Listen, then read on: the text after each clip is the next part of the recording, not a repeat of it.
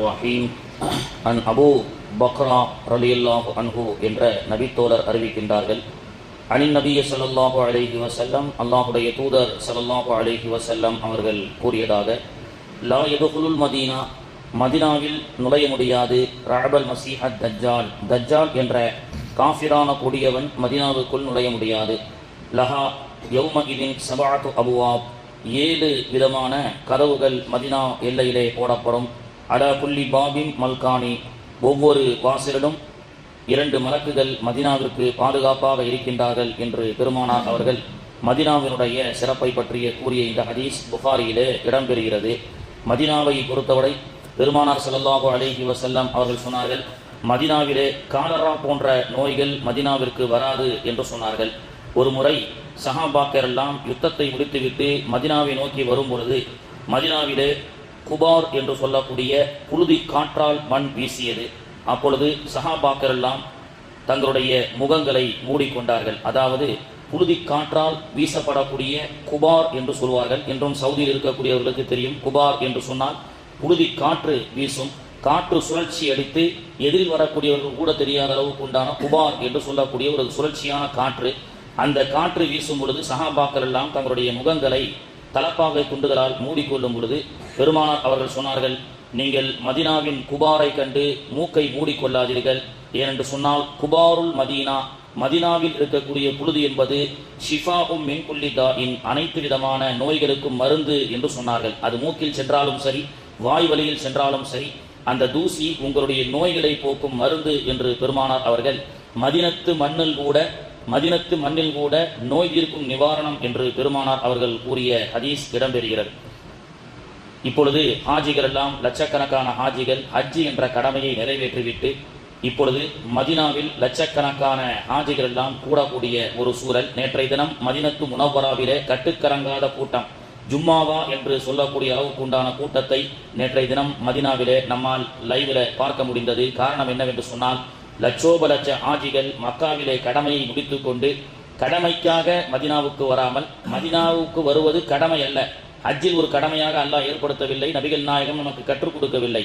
கடமை என்று சொன்னால் கடமைக்காக வந்து செல்வார்கள். ஆனால் தலையாய கடமையாக அல்லாஹு தஆலா ஆக்கி வைத்த காரணத்தினால் ஹாஜிகள் எல்லாம் மதீனாவிற்கு வந்து அஸ்ஸலாத்து வஸ்ஸலாமு அலைக்க யா ரசூலல்லாஹ் அப்படி என்று அல்லாஹுடைய தூதரை சந்திப்பதற்கு, சலாம் சொல்வதற்கு, அது மட்டுமல்லாமல் உலகமெங்கும் இருக்கக்கூடிய மக்கள் எல்லாம் எத்தனை சலாத்தை அமானிதமாக ஹாஜிகளுக்கு சொன்னார்களோ அத்தனை அமானிதமான சலாம்களும், லட்சக்கணக்கான மக்கள் பல லட்சக்கணக்கான அமானித சலாம்களை அவர்களுடைய சலாமோடு சேர்த்து அந்த சலாத்தை பெருமானார் அவர்களுக்கு சொல்லப்படக்கூடிய நிகழ்வு அன்றாடம் நடைபெற்று கொண்டிருக்கின்றது. ஏனென்றால் ஹஜ்ஜி உம்ரா என்பது 2 பாக்கியம் கிடைக்கிறது. ஒன்று, காபத்துல்லாவை முன்னோக்கி தொழுகிறோம்னு சொல்லி நம்ம ஊர் பள்ளிவாசலுடைய சவுத்துக்கு முன்னாடியோ அல்லது யாருடைய முதுகுக்கு பின்னாடியோ நின்று தொழுகிறோம்.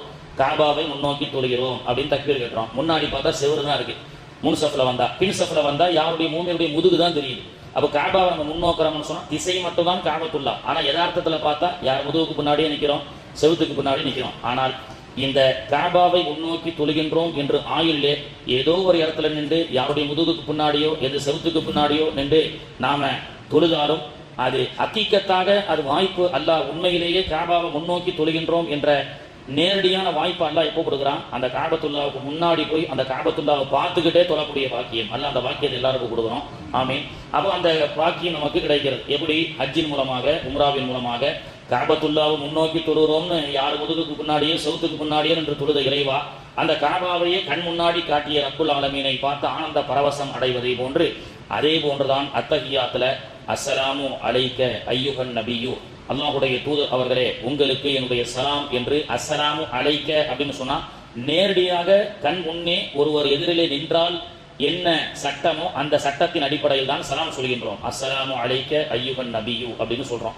அப்போ எங்கோ இருக்கக்கூடிய ஒரு பள்ளிவாசல்ல உட்கார்ந்துக்கிட்டு ஏதோ ஒரு செவுத்துக்கு பின்னாடி யாருடைய முதுகுக்கு பின்னாடியோ அஸ்ஸலாமு அலைக்கன்னு சொல்லப்படக்கூடிய தொழுகையாளிகளுடைய மூமின்களுடைய பாக்கியம் நேரடியாக சென்று பெருமானாருடைய தர்பாருக்கே செல்லக்கூடிய பாக்கியத்தை அல்லாஹு தஆலா தருகின்றான். பெருமானார் ஸல்லல்லாஹு அலைஹி வஸல்லம் அவர்கள் சொன்னார்கள், மன் ஹஜ்ஜ, யார் ஹஜ்ஜி செய்துவிட்டு ஃபஸார கபரி, என்னுடைய கபருக்கு ஜியாரத்துக்காக வருவார்களோ, மன் ஹஜ்ஜ, யார் ஹஜ்ஜி செய்துவிட்டு ஃபஸார கபரி, என்னுடைய கபரை ஜியாரத் செய்த வருவார்களோ, பஅத மௌத்தி, என்னுடைய மௌத்துக்கு பிறகு, கான கமன் ஜாரணி ஃபி ஹயாத்தி, என்னுடைய மரணத்திற்கு பிறகு என்னுடைய மன்னரைக்கு வந்து யாரெல்லாம் சந்திக்கின்ற சலாம் சொல்கின்றார்களோ அவர்கள் நான் ஹயாத்தாக இருக்கும் பொழுது சலாம் சொல்லக்கூடியதை போன்றுதான் அப்படின்னு சொன்னாங்க.